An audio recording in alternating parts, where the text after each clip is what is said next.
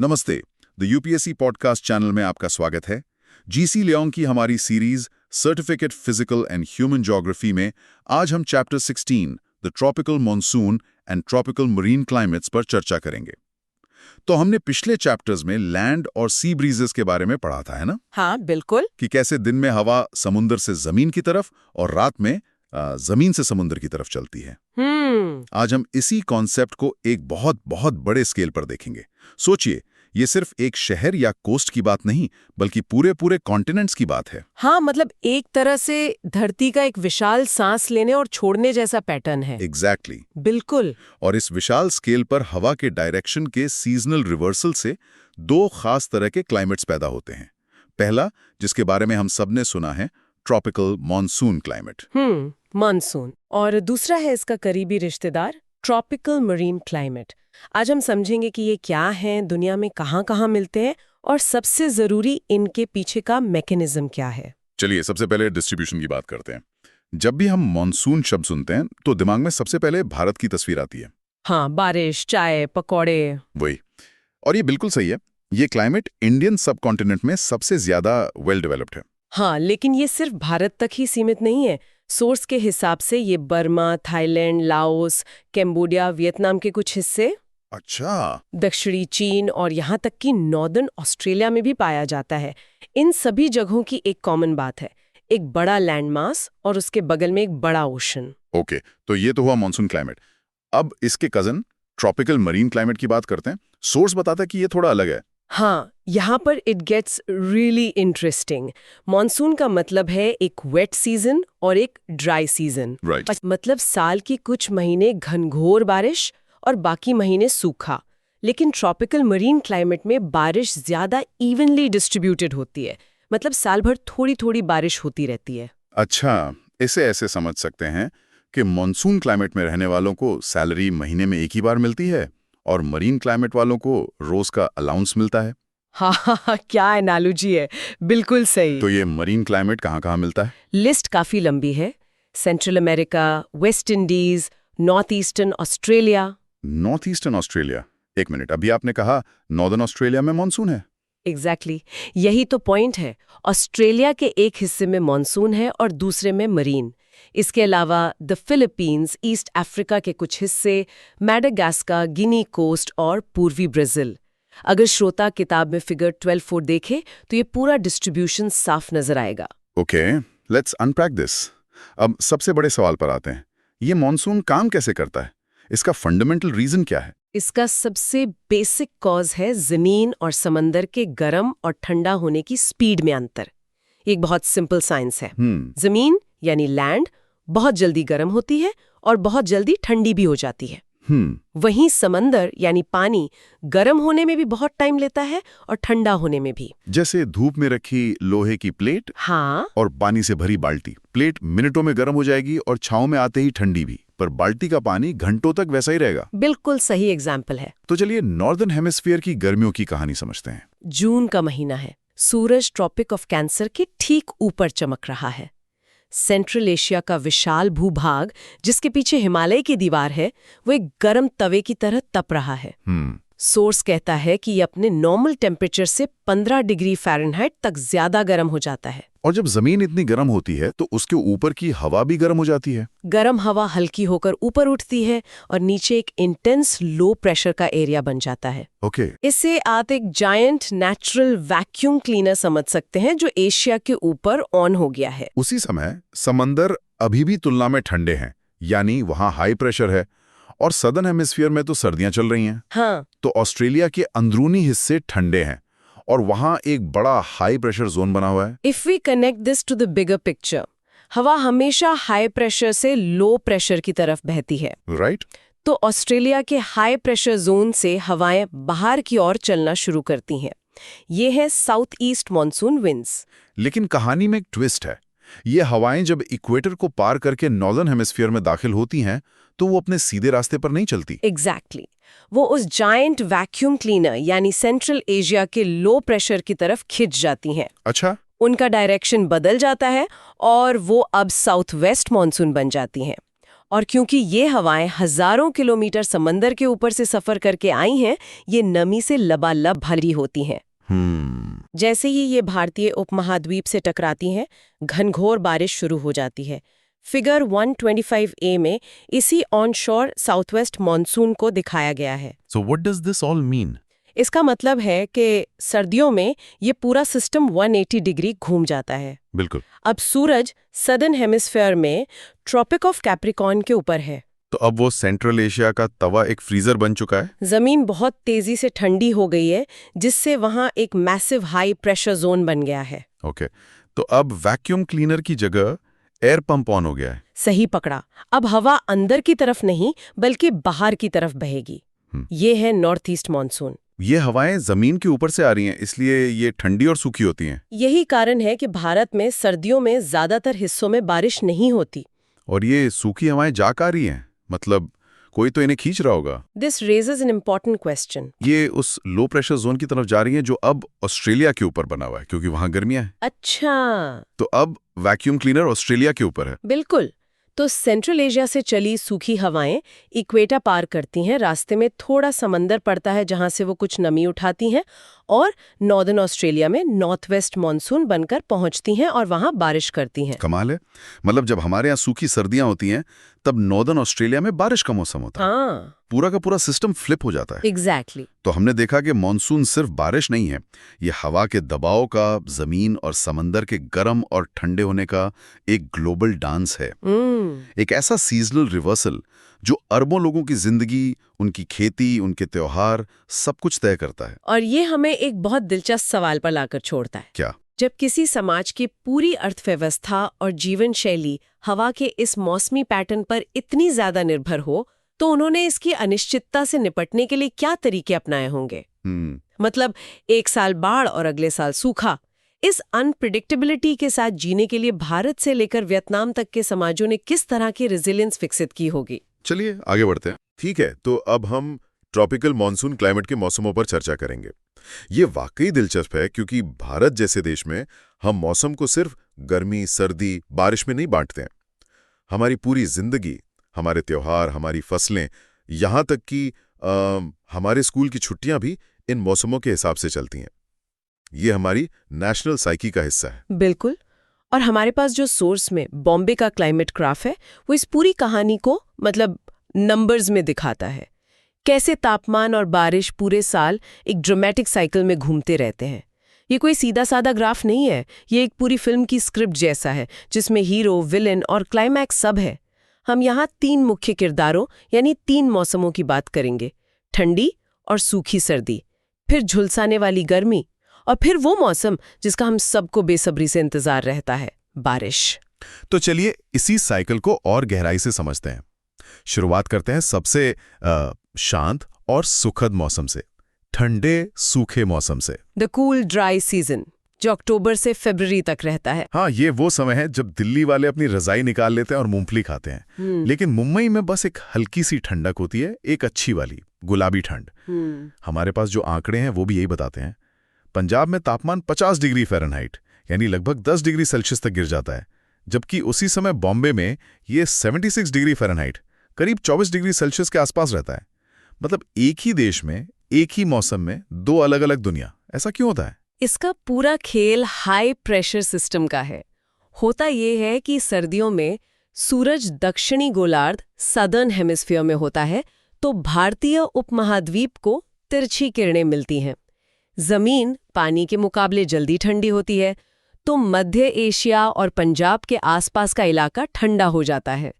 ठंडी हवा भारी होती है तो वो नीचे बैठती है, जिससे वहां एक हाई प्रेशर सेंटर बन जाता है। अच्छा, हाई प्रेशर। हाँ, इस भारी हवा की वजह से आसमान एकदम साफ, नीला और बादल रहित होता है। और रात में जब बादल नहीं होते तो जमीन की गर्मी तेजी से अंतरिक्ष में भाग जाती है, जिससे रातें और भी ठंडी हो जाती हैं। उत्तर भारत में तो कभी-कभी पाला यानी फ्रॉस्ट भी पड़ता है। अच्छा, तो ये हाई प्रेशर एक तरह का मौसम का बॉस बन जाता है जो सब कुछ कंट्रोल करता है, और इसी से वो हवाएं चलती हैं जिन्हें नॉर्थ ईस्ट मॉनसून कहते हैं। एग्जैक्टली। हवा हमेशा हाई प्रेशर से लो प्रेशर की तरफ बहती है, तो पंजाब के इस हाई प्रेशर एरिया से सूखी ठंडी हवाएं बाहर की तरफ यानी समुद्र की ओर बहना शुरू करती हैं। चूंकि ये हवाएं जमीन के ऊपर से आ रही हैं, इनमें नमी बिल्कुल नहीं होती। हाँ, इसलिए सूखी होती हैं। इसीलिए ये पूरे भारतीय उपमहाद्वीप में ज्यादातर लिटिल और नो रेन लाती हैं।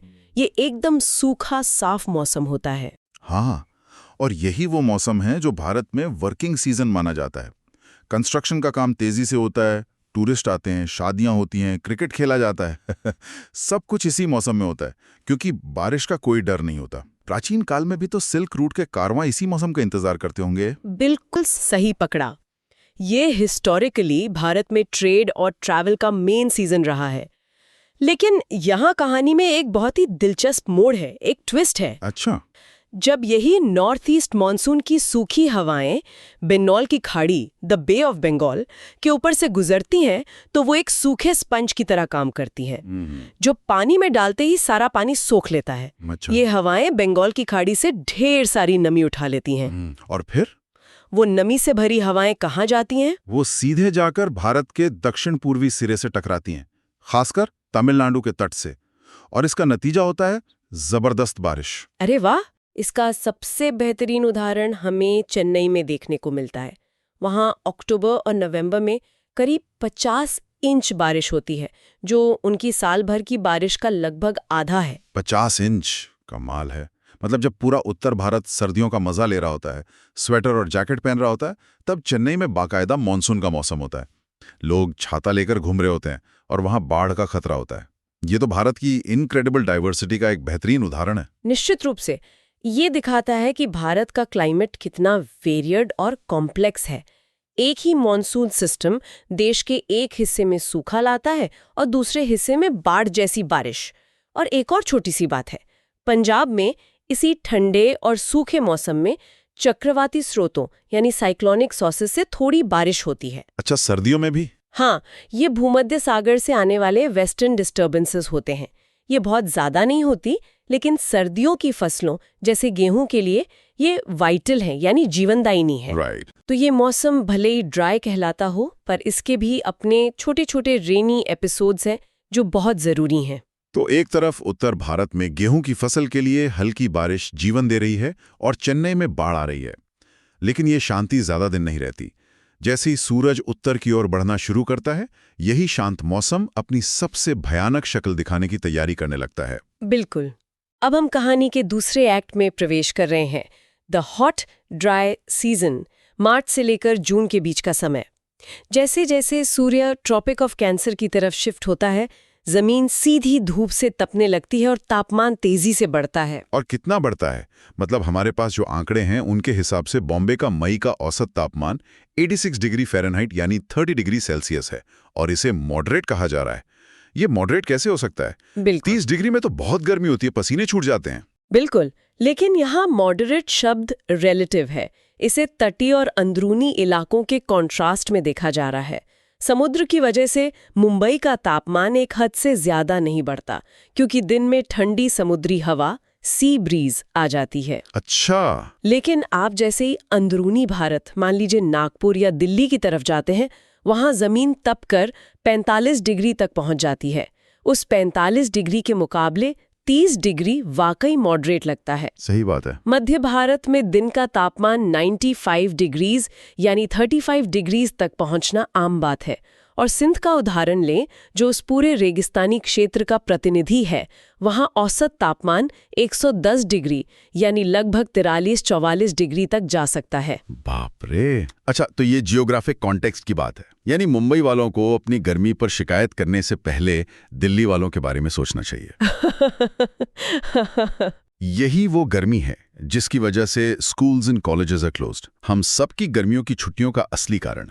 मुझे वो दिन याद आ गए जब दोपहर में बाहर निकलना मना होता था, घर में कैरम और लूडो खेला जाता था, और वो line stifling heat and the low relative humidity make outdoor life almost unbearable.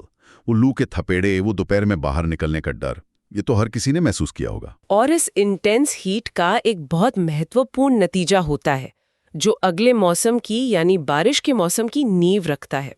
मई तक उत्तर पश्चिम भारत में एक इंटेंस लो प्रेशर जोन बन जाता है।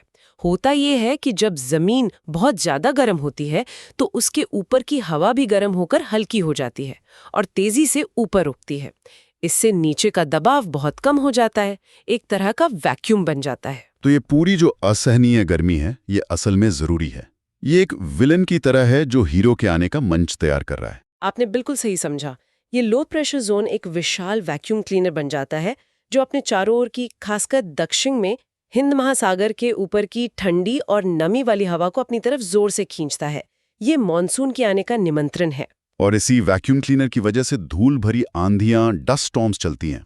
मुझे तो वो शामें याद आ गई जब अचानक आसमान पीला हो जाता है, तेज हवा चलने लगती है और सब कुछ धूल से भर जाता है।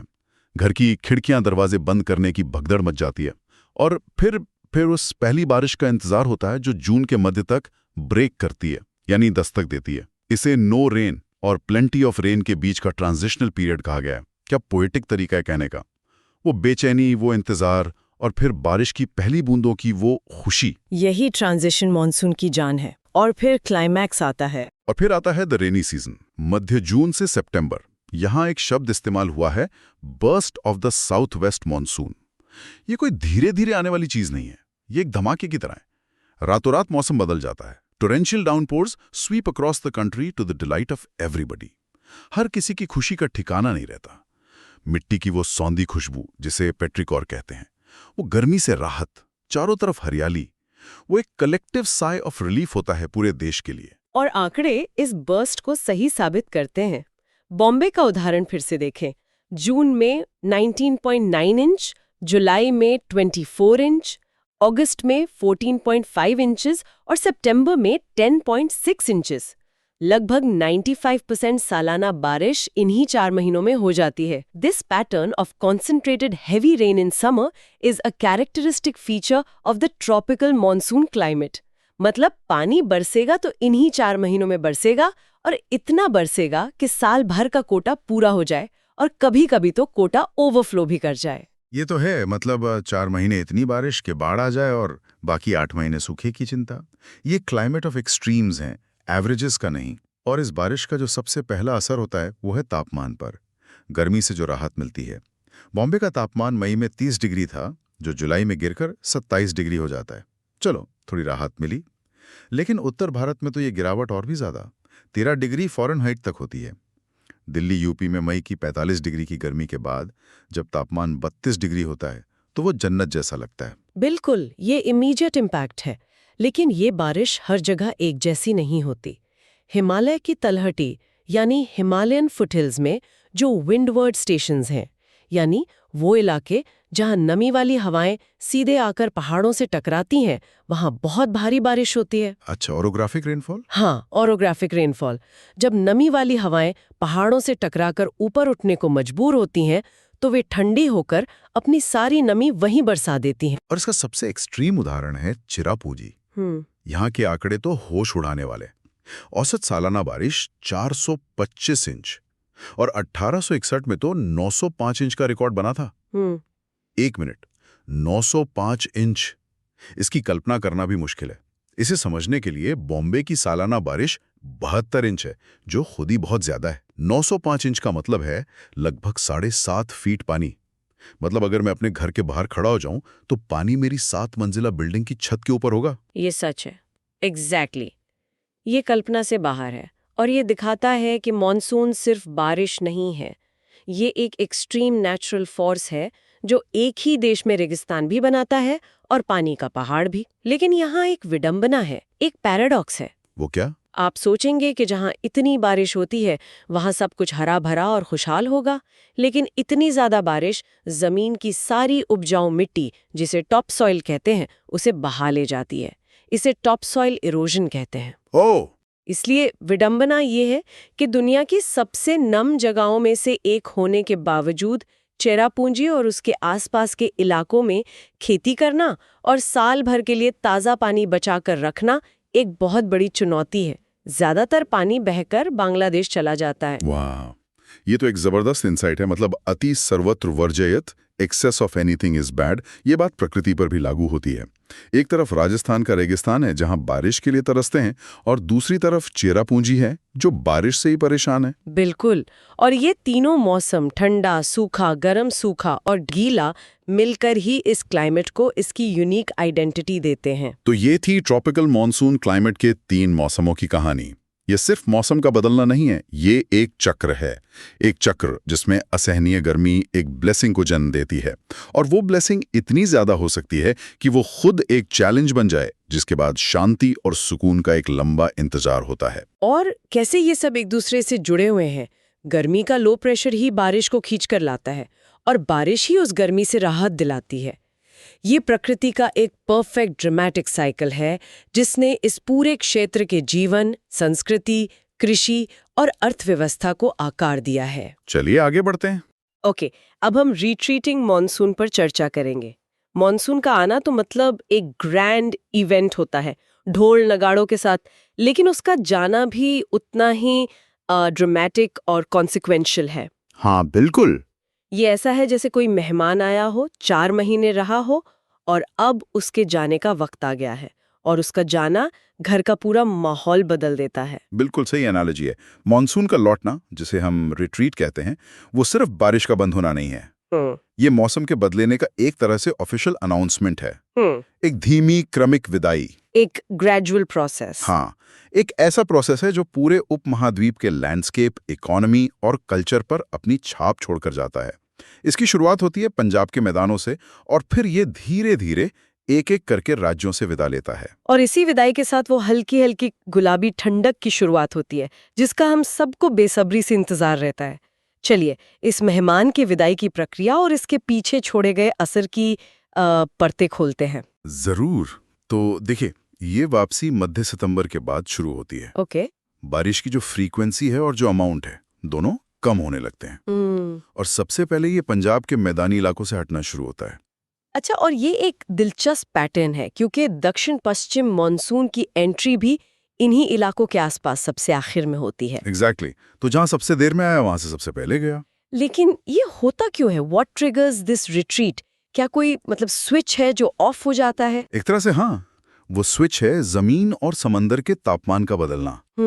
देखिए, मॉनसून आता है क्योंकि गर्मियों में हमारी जमीन, खासकर तिब्बत का पठार, वो समंदर से बहुत ज्यादा गर्म हो जाता है। Right, low pressure zone. बिल्कुल। गर्म जमीन पर लो प्रेशर एरिया बनता है जो समंदर की नमी वाली हवाओं को अपनी तरफ खींचता है। अब सितंबर आते आते सूरज दक्षिण की ओर खिसकने लगता है, तो जमीन तेजी से ठंडी होने लगती है। और समंदर उतनी तेजी से ठंडा नहीं होता। तो अब जमीन पे बनता है हाई प्रेशर, और समंदर पर लो प्रेशर, हवा का बहाव उल्टा हो जाता है। हवा जमीन से समंदर की ओर बहने लगती है। इसे आउटब्लोइंग नॉर्थ ईस्ट मॉनसून भी कहते हैं। बस मॉनसून का रिवर्स गियर लग गया। कमाल है। ये तो पूरी तरह से फिजिक्स पर आधारित है। और जमीन पर एक आम इंसान के लिए इसका मतलब क्या होता है? जमीन पर इसका मतलब है बदलाव की बयार। वो जो उमस भरे चिपचिपे दिन होते हैं, हाँ, वो तो बहुत परेशान करते हैं। वो खत्म हो जाते हैं। ह्यूमिडिटी कम होने लगती है, आसमान से बादल छट जाते हैं, और वो गहरा नीला आसमान वापस आ जाता है जिसे हम तरस रहे होते हैं। बिल्कुल। अक्टूबर आते आते मौसम खुशनुमा, ठंडा और सूखा हो जाता है। और ये सिर्फ मौसम का बदलाव नहीं है, ये तो हमारे सोशल कैलेंडर का सबसे बड़ा ट्रिगर है। हाँ। दुर्गा पूजा, दशहरा, दिवाली, छठ पूजा, फिर वो शादियों का सीजन, सब कुछ इसी खुले मौसम के भरोसे पर टिका है। सही बात है। ये सिर्फ सुविधा की बात नहीं है, ये हमारे समाज के डीएनए में बस गया है। हमारी सबसे बड़ी सोशल गैदरिंग्स, हमारे सबसे बड़े त्योहार, सब इसी क्लाइमेटिक सर्टेनिटी पर निर्भर है। बिना इस भरोसे के शायद हमारा सामाजिक ताना बाना ही अलग होता। आपने बिल्कुल सही नस पकड़ी है। ये एक मीटेरोलॉजिकल इवेंट से कहीं ज्यादा एक कल्चरल क्लॉक है। कल्चरल क्लॉक अच्छा शब्द है। सदियों से हमारे पूर्वजों ने यह पैटर्न देखा है कि मॉनसून के जाने के बाद जमीन सूखी होगी, यात्रा करना आसान होगा, और बड़ी संख्या में लोगों का एक जगह इकट्ठा होना संभव होगा। इसी प्रेडिक्टेबिलिटी ने हमारे त्योहारों को उनका वो पब्लिक सेलिब्रेशन वाला रूप दिया है। सही है। ये महज संयोग नहीं है कि भारत के ज्यादातर बड़े मेले और त्योहार इसी सीजन में होते हैं। तो एक तरफ तो ये जाता हुआ मेहमान त्योहारों का तोहफा दे जाता है, लेकिन इसी सिक्के का दूसरा पहलू, जैसा कि सोर्सेज में साफ है, काफी डरावना है, खासकर जब हम इसके आर्थिक असर की बात करते हैं। इसे भारत की अर्थव्यवस्था के लिए वाइटल कहा गया है। वाइटल शायद बहुत छोटा शब्द है। ये भारत की कृषि आधारित अर्थव्यवस्था की लाइफलाइन यानी जीवन रेखा है। एक मॉनसून जो देर से आए या बहुत जल्दी खत्म हो जाए, उसका सीधा मतलब होता है सूखा। सूखा? और सूखा सिर्फ फसल की बर्बादी नहीं है, जी नहीं। ये एक चेन रिएक्शन शुरू करता है जो पूरे देश को अपनी चपेट में ले लेता है। लेकिन एक मिनट, क्या ये बात आज भी उतनी ही सच है?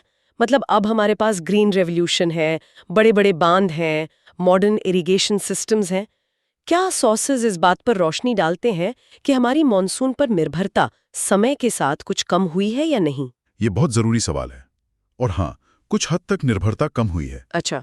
बड़े किसानों और कुछ इलाकों में जैसे पंजाब, हरियाणा, वहाँ इरिगेशन सिस्टम्स ने निर्भरता कम की है। हमारे पास अनाज के बफर स्टॉक्स भी हैं जो अकाल जैसी स्थिति को रोकते हैं। राइट। लेकिन भारत के आप मानिए 60% से ज्यादा किसान आज भी सीधे सीधे मानसून की बारिश पर निर्भर हैं। 60%? ये तो बहुत बड़ा नंबर है। बहुत बड़ा। और उनके लिए मानसून का फेल होना सिर्फ एक फाइनेंशियल लॉस नहीं, बल्कि अस्तित्व का संकट है। फसल बर्बाद होती है, किसानों पर कर्ज का बोझ बढ़ता है और कई बार ये उन्हें आत्महत्या तक करने पर मजबूर कर देता है। और इसका असर शहरों में बैठे हम जैसे लोगों पर कैसे पड़ता है? सीधा और गहरा। जब गांव में संकट होता है तो किसान शहरों की तरफ पलायन करने पर मजबूर हो जाते हैं, जिससे शहरों के इंफ्रास्ट्रक्चर पर दबाव बढ़ता है। दूसरा और सबसे सीधा असर आपकी और मेरी जेब पर पड़ता है। फसल कम होगी तो बाजार में अनाज, दालें, सब्जियां कम आएंगी। सप्लाई कम हो जाती है। डिमांड उतनी है, सप्लाई घट गई, नतीजा महंगाई, इन्फ्लेशन। प्याज के दाम 100 रुपए किलो पहुंच जाते हैं, दालों के दाम आसमान छूने लगते हैं और घर का पूरा बजट बिगड़ जाता है। हाँ, ये तो हर साल की कहानी है। तो गांव के खेत में पड़ा सूखा शहर के मिडिल क्लास की थाली पर सीधा असर डालता है। ये तो हुई कम बारिश की बात, जो मॉनसून का एक डरावना चेहरा है।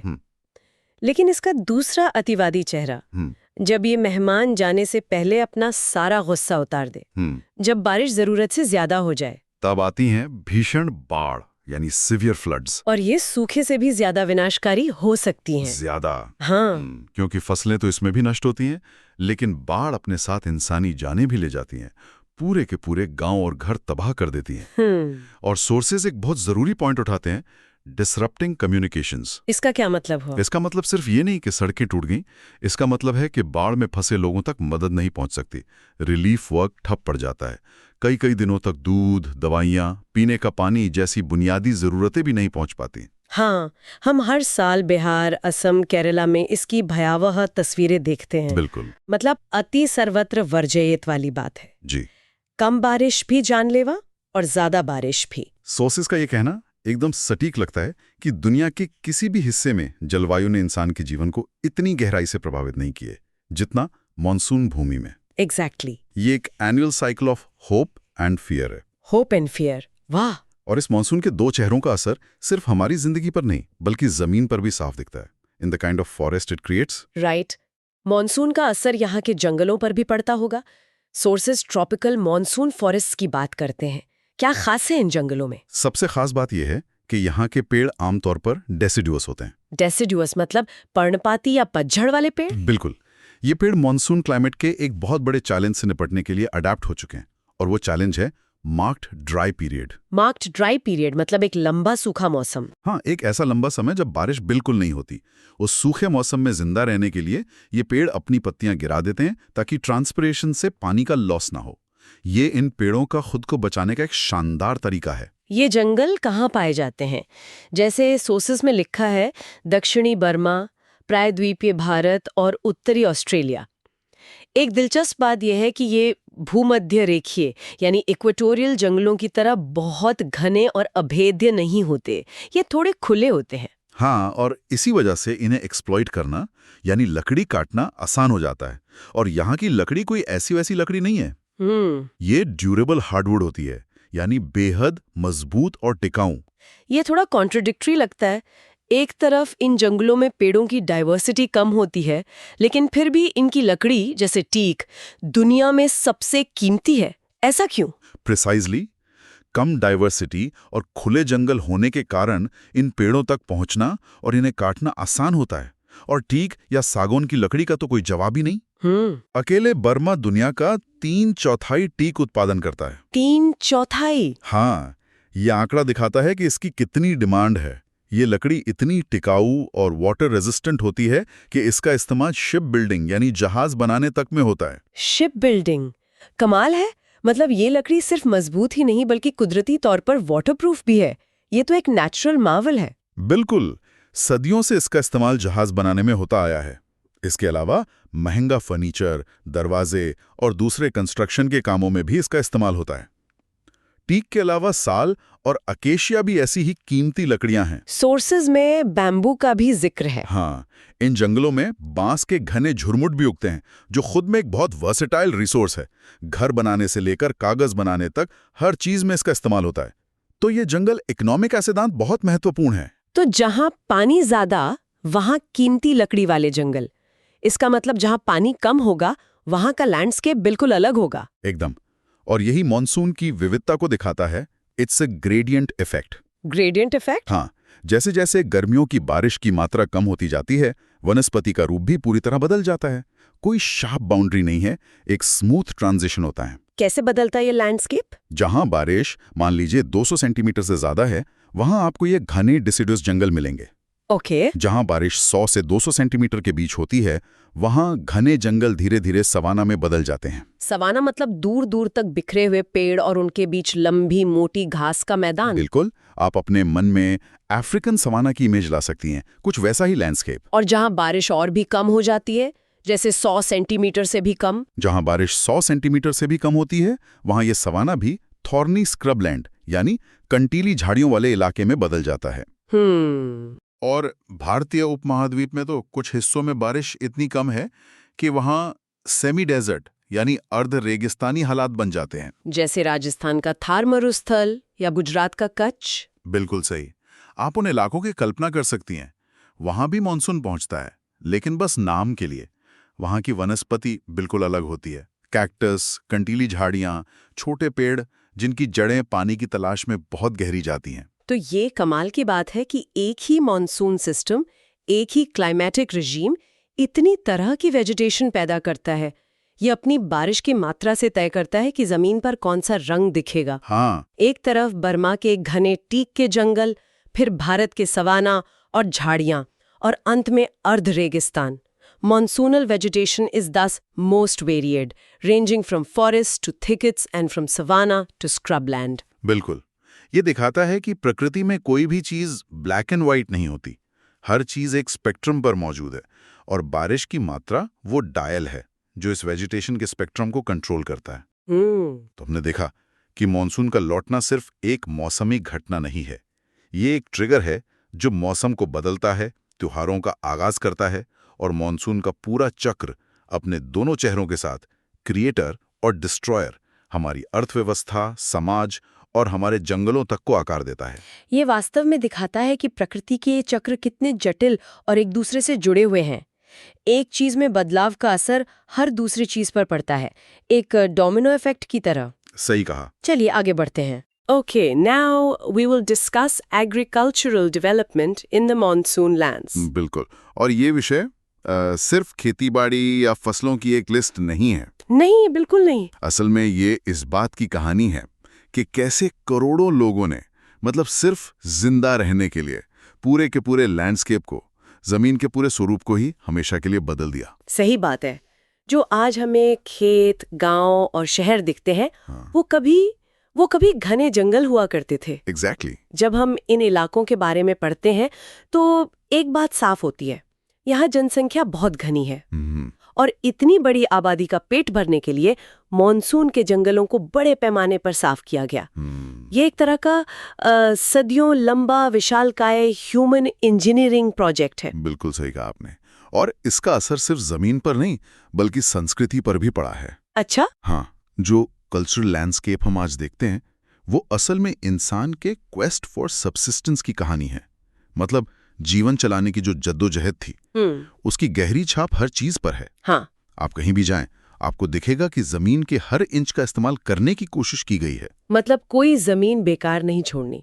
मैदानी इलाकों में हल चला दिए गए और जहां पहाड़ थे वहां भी हार नहीं मानी। हाँ, उन ढलानों पर सीढ़ीदार खेत यानी टेरेस्ड फार्म्स बना दिए गए। हम जब छुट्टियों में पहाड़ों पर जाते हैं तो ये नज़ारे देखकर फोटो खींचते हैं, पर वो असल में किसी की रोजी रोटी का जुगाड़ है, जिसे पत्थर काट काट कर बनाया गया है। बिल्कुल। चलिए इसी दबाव को और इसके नतीजों को थोड़ा और गहराई से समझते हैं। इस स्टडी में एक बहुत दमदार शब्द इस्तेमाल हुआ है, लैंड हंग्री। जमीन की भूख। हाँ, ये तो हमारे समाज की नस नस में है। 2 बीघा जमीन फिल्म याद है? वो पूरी कहानी ही इसी पर थी। सही बात है। हमारे यहाँ आज भी पारिवारिक झगड़ों की सबसे बड़ी वजह जमीन ही होती है। शहरों में एक छोटा सा फ्लैट खरीदना जिंदगी का सबसे बड़ा सपना होता है। ये सिर्फ एक इकोनॉमिक एसेट नहीं है, ये इज्जत और सिक्योरिटी का सिंबल है। और इस भूख का एक सीधा नतीजा ये हुआ कि जमीन हासिल करने के लिए प्राकृतिक वनस्पतियों को साफ किया गया। और यहाँ एक बहुत कड़ा शब्द इस्तेमाल हुआ है, वॉन्टनली, जिसका मतलब है कि ये कटाई अक्सर बिना किसी दूर की सोचे बस अपनी फौरी जरूरत के लिए की गई। अच्छा। पेड़ काटे, जमीन साफ की और खेती शुरू कर दी। और इसका नतीजा क्या हुआ? जाहिर है अच्छा तो नहीं हुआ होगा। नतीजा हुआ अक्यूट सॉइल इरोजन, मतलब मिट्टी का भयानक कटाव। राइट। जब आप पेड़ पौधे हटा देते हैं जो मिट्टी को पकड़ कर रखते हैं, तो तेज बारिश उस उपजाऊ ऊपरी परत को बहा कर ले जाती है। और स्टडी के हिसाब से ये जो मिट्टी के कटाव की समस्या है वो भारतीय उपमहाद्वीप में कुछ ज्यादा ही गंभीर है। हाँ बिल्कुल। वजह तो साफ ही लगती है।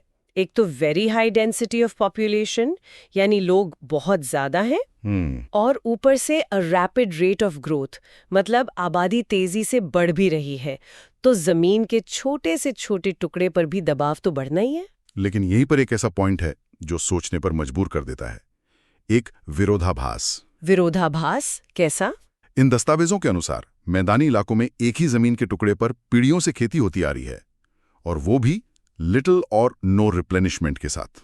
1 मिनट, लिटिल और नो रिप्लेनिशमेंट मतलब जमीन में कोई खास खाद या पोषक तत्व डाले बिना? जी हाँ। ये कैसे मुमकिन है? आज तो हम बिना केमिकल फर्टिलाइजर के खेती सोच भी नहीं सकते। यही तो हैरान करने वाली बात है। बिना किसी खास बाहरी मदद के वो जमीन पीढ़ियों से फेयरली रीजनेबल रिटर्न्स दे रही है, यानी ठीक ठाक पैदावार हो रही है। अरे वाह! ये जमीन की अपनी एक रेजिलियंस, एक अंदरूनी ताकत को दिखाता है। कमाल है। ये तो हमारे किसानों के उस ट्रेडिशनल नॉलेज की तरफ भी इशारा करता है जिसे हम शायद भूल गए हैं। हो सकता है। शायद वो फसल चक्र या मिक्स क्रॉपिंग जैसा कुछ ऐसा कर रहे थे जो जमीन को पूरी तरह बंजर होने से बचा रहा था। ये तो आज के सस्टेनेबिलिटी एक्सपर्ट्स के लिए एक बड़ी केस स्टडी है। बिल्कुल, ये एक तरह से सस्टेनेबिलिटी का एक अनजाना पुराना मॉडल है। तो हमने ये समझ लिया कि जमीन पर कितना दबाव है, पर असल में इस खेती का मूल चरित्र क्या है? अच्छा। इसमें 2 बातें एकदम साफ हैं। पहली, ये पूरी तरह कुदरत पर यानी प्राकृतिक बारिश पर निर्भर है। लेकिन ये निर्भरता तो एक बहुत बड़ा जुआ भी है। मतलब आपकी पूरी साल की मेहनत, आपका पूरा परिवार सिर्फ इस बात पर टिका है कि बादल सही समय पर बरसेंगे या नहीं। बिल्कुल। आज के जमाने में ये कितना प्रैक्टिकल लगता है? प्रैक्टिकल हो या ना हो, सच्चाई यही है। मॉनसून आया तो जश्न, नहीं आया तो सूखा। सारा खेल आसमान की तरफ देखकर होता है। और दूसरी बड़ी बात है इसमें लगने वाली मेहनत। इसमें बहुत बड़ी लेबर फोर्स यानी भारी संख्या में मजदूरों की जरूरत होती है। ये अमेरिका या यूरोप जैसी मशीनों वाली खेती नहीं है। हाँ, ये तो मैंने खुद देखा है। गांव में आज भी धान की रोपाई से लेकर कटाई तक सब कुछ हाथों से होता है। हाँ। और इसमें 1-2 लोग नहीं, पूरा का पूरा परिवार, पूरा गांव लग जाता है। ये एक कम्युनिटी एक्टिविटी है। सही कहा। और इसीलिए ये सिर्फ एक पेशा नहीं है, ये भारतीय उपमहाद्वीप, चीन, दक्षिण पूर्व एशिया जैसी जगहों की अर्थव्यवस्था का मेनस्टे है, यानी मुख्य आधार है। अच्छा।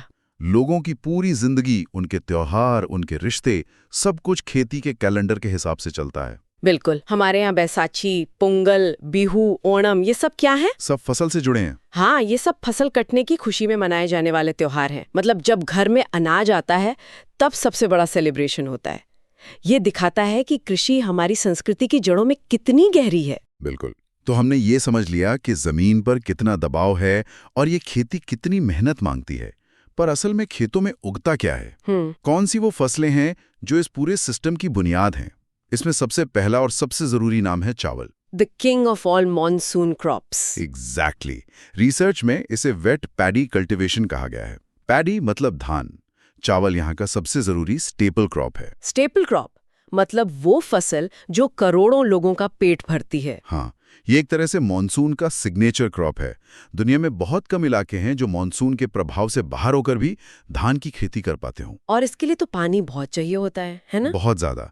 जहां भी सालाना बारिश 70 इंच से ज्यादा होती है, वहां ट्रॉपिकल निचले इलाकों में इसे उगाया जाता है। इसीलिए भारत के पूर्वी और दक्षिणी हिस्सों, बांग्लादेश, वियतनाम, थाईलैंड में ये मुख्य फसल है।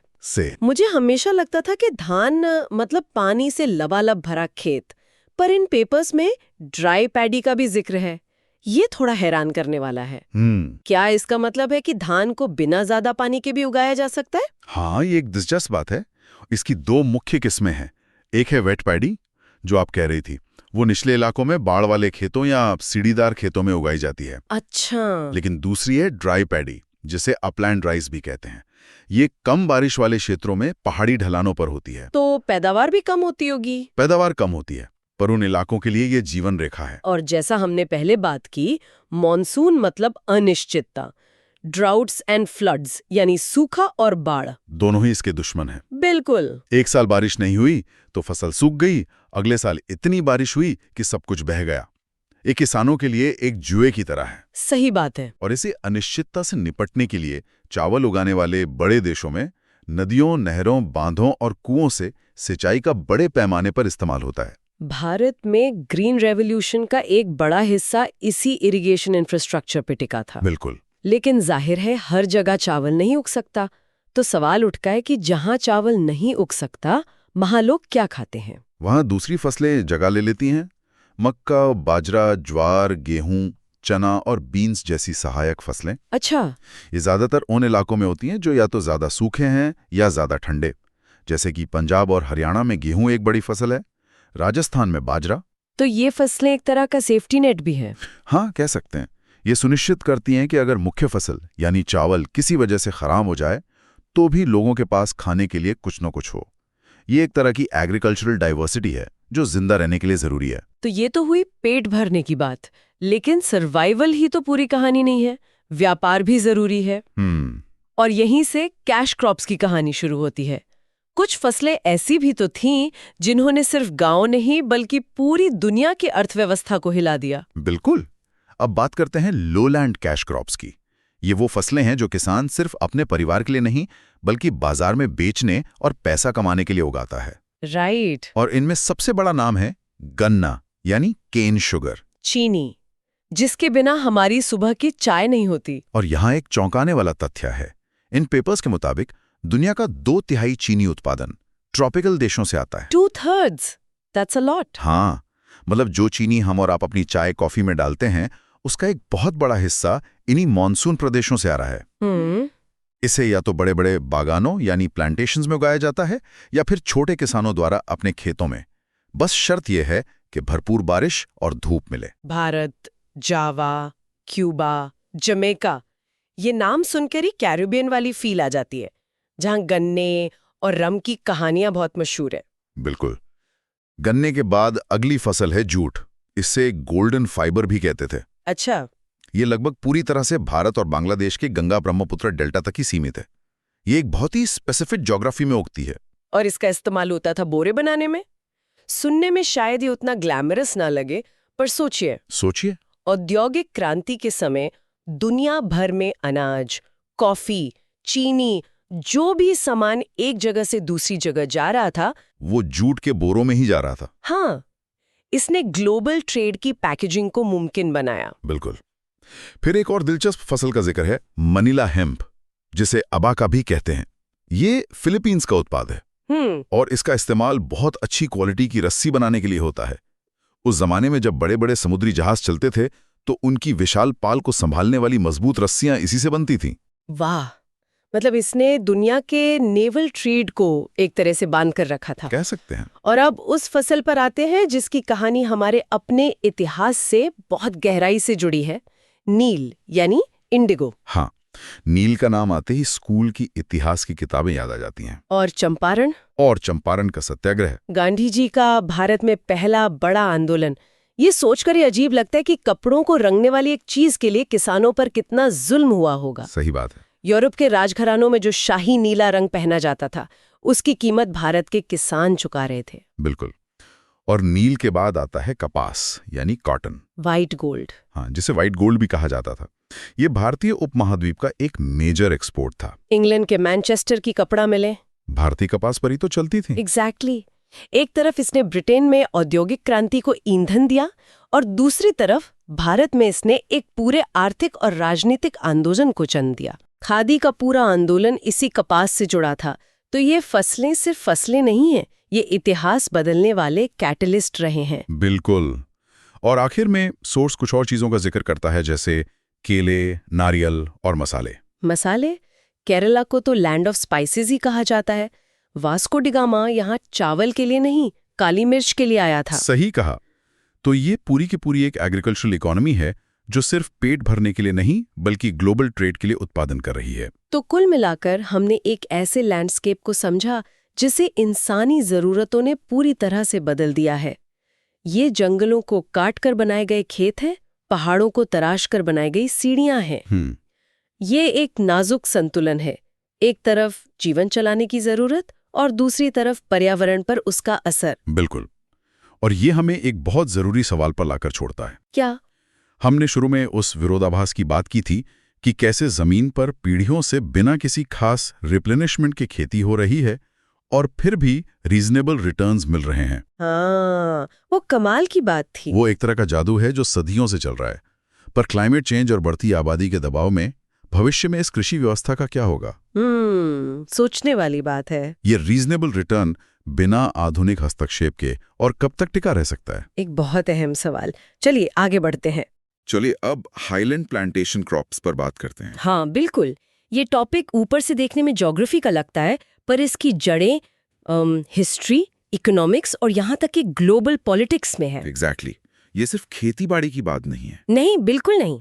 ये इस बारे में है कि कैसे दुनिया के एक कोने में लोगों की एक आदत चाय या कॉफी पीने की, उसने हजारों मील दूर पूरे के पूरे पहाड़ों का लैंडस्केप बदल दिया। सिर्फ लैंडस्केप ही नहीं, वहाँ की इकोनॉमी और वहाँ रहने वाले लोगों की जिंदगी, सब कुछ हमेशा के लिए बदल दिया। It's a story of transformation on a massive scale.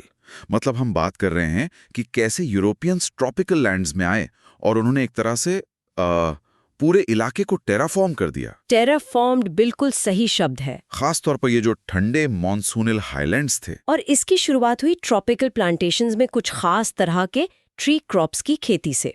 और ये कोई छोटा मोटा ऑर्गेनिक चेंज नहीं था। अच्छा। This was a deliberate industrial scale री इंजीनियरिंग ऑफ नेचर। इसके लिए हजारों लाखों एकड़ के घने एंशिएंट ट्रॉपिकल अपलैंड फॉरेस्ट्स को मतलब साफ कर दिया गया। लाखों एकड़ जंगल। हाँ सोचिए, एक थ्राइविंग डाइवर्स इकोसिस्टम जिसमें हजारों तरह के पेड़ पौधे जानवर थे, उसे पूरी तरह से वाइप आउट कर दिया गया। Just wiped clean. और उसकी जगह पर क्या लगाया गया? उसकी जगह लगाई गई मोनोकल्चर। मीलों तक, जहां तक नजर जाए, सिर्फ एक ही तरह का पेड़। एक ही पेड़। हाँ। करीने से स्ट्रेट लाइंस में लगा हुआ, जैसे कोई फैक्ट्री फ्लोर हो। ये प्लांटेशन एग्रीकल्चर का उदय था। फॉरेस्ट की जो वाइल्डनेस थी उसको हटाकर एक डिसिप्लिन्ड कमर्शियल फार्म बना दिया गया। मतलब जमीन का पूरा पर्पस ही बदल दिया गया। Exactly. From sustaining life to generating profit. और इस मैसिव ग्लोबल प्रोजेक्ट के केंद्र में थे दो स्पेसिफिक क्रॉप्स जिनका असर आज हम अपनी डेली लाइफ्स में हर रोज महसूस करते हैं। चाय और कॉफी, टी एंड कॉफी। आज ये हमें बहुत नॉर्मल चीजें लगती हैं, हर नुक्कड़ पर मिल जाती हैं, लेकिन 18वीं सदी में यूरोप में ये लग्जरीज थीं। अच्छा, लग्जरीज। हाँ, ये स्टेटस सिंबल थे। जैसे आज कोई बहुत एक्सक्लूसिव इंपोर्टेड चीज या वाइन हो, ये हाई सोसाइटी एरिस्टोक्रेसी की चीजें थीं। आम आदमी के लिए तो ये सपना देखने जैसी बात थी। तो इसका मतलब ये हुआ कि शुरुआत में ये जो प्लांटेशंस लगे ये सिर्फ और सिर्फ एक्सपोर्ट के लिए थे। बिल्कुल। सारा का सारा माल मदर कंट्रीज यानी यूरोपियन देशों में भेजा जाता था, जहां इन बेवरेजेस का जबरदस्त क्रेज था। Exactly. The entire economic model was extractive. इसका फंडामेंटल प्रिंसिपल था रिसोर्सेज को कॉलोनी से निकालो और मेट्रोपोलिस में भेजो। और local population? The local population was not the consumer, they were the labor. लेकिन यहाँ एक इंटरेस्टिंग ट्विस्ट आता है। क्या? एक classic case of unintended consequences. जो चीजें सिर्फ एक्सपोर्ट के लिए उगाई जा रही थी, धीरे धीरे लोकल लोगों को भी उनकी आदत लग गई। ये कैसे हुआ? कई तरीकों से। हो सकता है प्लांटेशन वर्कर्स ने इसे ट्राई किया हो, या फिर जो प्रोड्यूस एक्सपोर्ट क्वालिटी का नहीं होता था वो लोकल मार्केट्स में सस्ते में बिकने लगा हो। And once you get a taste for that caffeine kick, तो वो आदत बन जाती है, फिर वो जरूरत बन जाती है। हाँ। जो चीज कभी अमीरों की, बाहर वालों की लग्जरी हुआ करती थी, वो अब अपनी जरूरत बन गई। जैसे आज हमारे लिए चाय है, मैं तो सोच भी नहीं सकती कि सुबह उठ के चाय ना मिले, सही बात है। दिन की शुरुआत ही नहीं होती। ये बात बिल्कुल कनेक्ट करती है कि कैसे एक फॉरेन प्रोडक्ट हमारी कल्चर का इतना इंटीग्रल हिस्सा बन गया। बिल्कुल सही। और यही हुआ, ये बेवरेजेस ट्रॉपिक्स के अंदर और बाहर दोनों जगह इतने पॉपुलर हो गए कि इनकी डिमांड आसमान छूने लगी। हाँ, जो चीज कभी कुछ अमीरों का शौक थी वो अब मैस कंजम्पशन की आइटम बन गई। यूरोप में इंडस्ट्रियल रेवोल्यूशन ने एक वर्किंग क्लास को जन्म दिया, जिसे लंबी फैक्ट्री शिफ्ट्स के लिए एक सस्ती स्टिम्युलेटिंग ड्रिंक चाहिए थी। और चाय और कॉफी इस रोल में परफेक्टली फिट हो गए। Exactly. And to meet this exploding demand, और ज्यादा जंगल साफ हुए और ज्यादा प्लांटेशंस लगे। ये एक विशियस साइकिल बन गया। More demand led to more production, which required clearing more land. Which further cemented the colonial economic structure.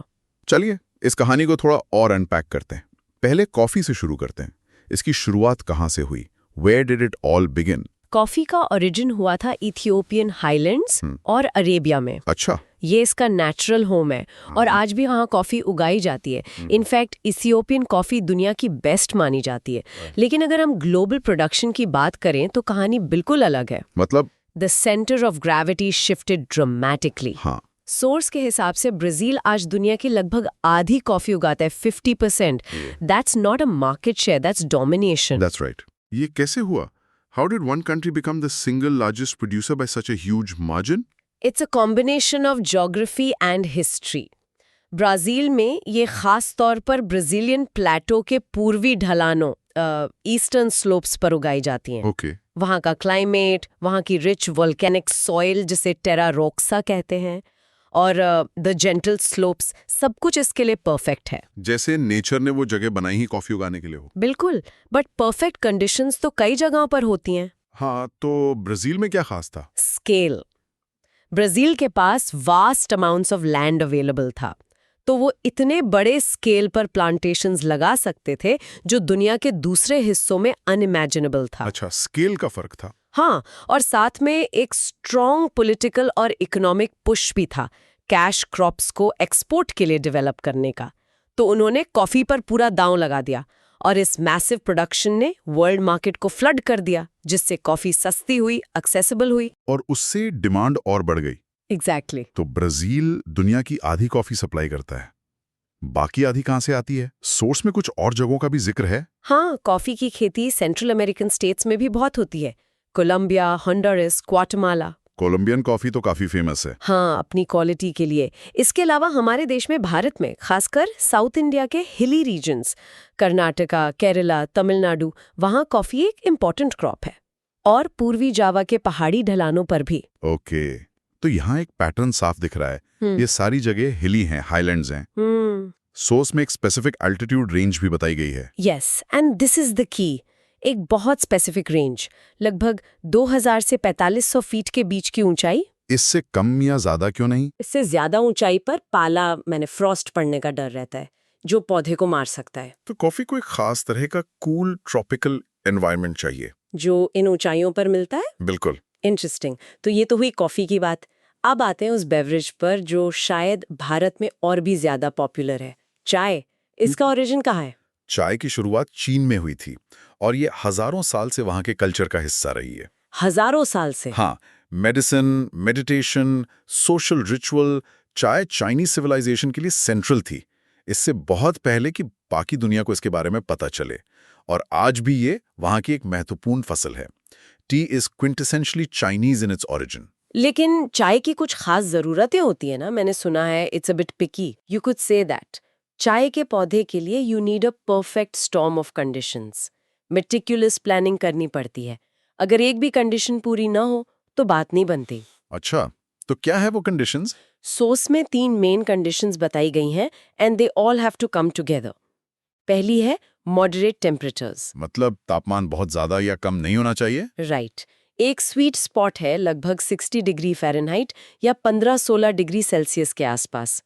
बहुत गर्मी में पत्तियां जल सकती हैं, क्वालिटी खराब हो जाती है और बहुत ठंड में ग्रोथ रुक जाती है। समझ गया। अब दूसरी कंडीशन? दूसरी है हेवी रेनफॉल। बारिश बहुत चाहिए, 60 इंचेस से ज्यादा सालाना। चाय के पौधे को पानी बहुत पसंद है, it's a thirsty plant. But यहाँ एक कैच है जो हमें तीसरी कंडीशन पर लाता है। Okay, I am intrigued. क्या कैच है? द कैच इज कि इसे पानी तो बहुत चाहिए पर इसे गीले पैर पसंद नहीं है। And that brings us to the third and most crucial condition, well drained highland slopes. अच्छा। मतलब पानी चाहिए तो बहुत, लेकिन पौधे के जड़ों में एक पल के लिए भी रुकना नहीं चाहिए। अगर पानी रुका तो जड़ें गल जाएंगी, रूट रॉट हो जाएगा और पौधा मर जाएगा। तो इसे कांस्टेंट शावर चाहिए, बाथ नहीं। एग्जैक्टली। पानी आए, पौधे को नरिश करे और तुरंत निकल जाए। और यहीं पर स्लोप्स काम आते हैं। प्रिसाइसली। बारिश का पानी आता है, पौधे को भिगोता है और फिर ग्रेविटी अपना काम करती है, पानी ढलान से बहकर नीचे चला जाता है। It's the perfect natural drainage system. You can't grow good T on flat land. नहीं, बिल्कुल नहीं। स्लोप नॉन नेगोशिएबल है। मैं दार्जिलिंग के चाय बागानों में गई हूँ और उन ढलानों की स्टीपनेस देखकर मतलब हैरानी होती है कि लोग उन पर काम भी कैसे करते हैं। पर वहां जाकर ये तुरंत समझ आ जाता है कि ड्रेनेज कभी इशू क्यों नहीं होता। Here's where it gets really interesting. अगर इन तीनों कंडीशंस को एक साथ देखें, मॉडरेट टेम्परेचर, हैवी रेनफॉल और वेल ड्रेन्ड स्लोप्स, हाँ, तो ये सारी कंडीशंस ट्रॉपिकल मॉनसून जोन में मिलती हैं, लेकिन ग्राउंड लेवल पर नहीं, बल्कि जमीन से थोड़ी ऊंचाई पर, हायर एल्टीट्यूड पर। Exactly. That's the geographical jackpot. आप ट्रॉपिक्स में है, इसलिए बारिश भरपूर है, मॉनसून गारंटीज दैट। राइट। लेकिन आप एल्टीट्यूड पर है, इसलिए टेम्परेचर मॉडरेट रहता है, और आप स्लोप पर है, इसलिए ड्रेनेज परफेक्ट है। ये तीनों चीजें एक साथ आती हैं और चाय के लिए एक आइडियल एनवायरनमेंट बनाती हैं। तो फिर दुनिया के कौन से इलाके हैं जो इस ज्योग्राफिकल जैकपॉट को हिट करते हैं? इसी वजह से चाय के लिए दुनिया के कुछ बेस्ट रीजन्स हैं। भारत और बांग्लादेश के हिमालयी फुटहिल इलाके। नाम सुनते ही दिमाग में आता है दार्जिलिंग, आसाम। बिल्कुल, ये सिर्फ जगह नहीं है, ये ब्रांड्स हैं। दार्जिलिंग टी तो द शैंपेन ऑफ टीज कहलाती है। राइट। फिर आते हैं श्रीलंका के सेंट्रल हाईलैंड्स, जिसे तब सिलोन कहा जाता था। सोर्स में जो तस्वीर है वो श्रीलंका में चाय की पत्तियों को तोड़ते हुए ही है। हाँ, मैंने देखी है वो तस्वीर। वो तस्वीर परफेक्ट एग्जाम्पल है। आप देख सकते हैं कि कैसे ढलानों पर चाय के बागान लगे हुए हैं। And the third major region is western Java in Indonesia. और एक बड़ा फर्क जो सोर्स पॉइंट आउट करता है वो ये है कि इन सभी जगहों से इंडिया, बांग्लादेश, श्रीलंका, जावा, चाय ज्यादातर एक्सपोर्ट की जाती है। हाँ, हिस्ट्री रिपीट हो रही है। It's the same coffee story. In plantations को ब्रिटिश और डच ने एक्सपोर्ट मार्केट को ध्यान में रखकर ही डेवलप किया था। बिल्कुल, उनका गोल था चीन की मोनोपोली को तोड़ना और यूरोप के एवर ग्रोइंग मार्केट को चाय सप्लाई करना। और यहाँ चीन के साथ कॉन्ट्रास्ट बहुत इंटरेस्टिंग है। हाँ, है ना। चीन में जहाँ चाय की शुरुआत हुई, जहाँ ये कल्चर का हिस्सा है, वहाँ आज भी ज्यादातर चाय लोकल कंजम्पशन मतलब घरेलू खपत के लिए ही उगाई जाती है। उनका प्रोडक्शन मॉडल इंटरनल है, एक्सटर्नल नहीं। They grow it for themselves. Exactly. और ये बहुत बड़ा डिफरेंस है। It highlights two completely different philosophies of agriculture. एक तरफ वो देश हैं जहाँ चाय अंग्रेजों ने कमर्शियल फार्मिंग के लिए इंट्रोड्यूस की, लाइक अ सॉफ्टवेयर इंस्टॉलेशन, और वहां का फोकस हमेशा एक्सपोर्ट पर रहा। और दूसरी तरफ चीन है जो ओरिजिन है, और वहां आज भी फोकस अपनी जरूरतें पूरी करने पर है। This really shows the economic legacy of colonisation. बिल्कुल, ये दिखाता है कि एक ही क्रॉप की कहानी दो अलग अलग जगहों पर कितनी अलग हो सकती है। एक जगह वो ग्लोबल कमोडिटी है जिसकी कीमतें लंदन और न्यूयॉर्क के एक्सचेंजेस में तय होती हैं, और दूसरी जगह वो एक कल्चरल स्टेपल है जिसका मूल्य उसकी कम्युनिटी के लिए है। The purpose of cultivation defines its entire journey. कमाल है ये सोचना। मेरी रोज की अदरक इलायची वाली चाय 200 साल पहले हुए इन जियोपॉलिटिकल और इकोलॉजिकल शिफ्ट्स का सीधा नतीजा है। हाँ, मतलब the British wanted to sell a product to their factory workers, और उसके लिए उन्होंने हिमालय में जंगल साफ किए, वो लैंडस्केप बनाया जो मैं अब फिल्मों में देखता हूँ। और अंग्रेज चले गए पर चाय और उसके आसपास बना पूरा सिस्टम यहीं रह गया। Exactly. And not just the T but the entire infrastructure. Darjeeling की टॉय ट्रेन चाय ट्रांसपोर्ट करने के लिए ही बनी थी। The labor systems that were put in place, the economic dependency on a single crop, It's all part of the same story that's brewing in that cup. मतलब हर एक घूंट में एक इतिहास है। बिल्कुल। Cleared forests, displaced communities और एक ग्लोबल मार्केट का बनना जो मैनचेस्टर के एक वर्कर को असम के एक टी प्लकर से जोड़ता है। तो अगली बार जब कोई प्लांटेशन एग्रीकल्चर टर्म पड़ेगा तो ये सिर्फ स्लोप्स और रेनफॉल के बारे में नहीं है। ये इस बारे में है कि उस एक टर्म ने इकोनॉमीज, कल्चर्स और हमारी सुबह का स्वाद तक कैसे बदल दिया। It connects our kitchen to the world and to history. ये बेवरेजेस सिर्फ प्रोडक्ट्स नहीं है, ये आर्टिफैक्ट्स हैं एक ग्लोबलाइज्ड दुनिया के। Okay. So, we hope you liked our today's discussion on Chapter 16, the tropical monsoon and tropical marine climate of Certificate Physical and Human Geography by G.C. Leong. For more such discussions on UPSC topics, subscribe to the UPSC podcast channel. Dhanyavad. Jai Hind.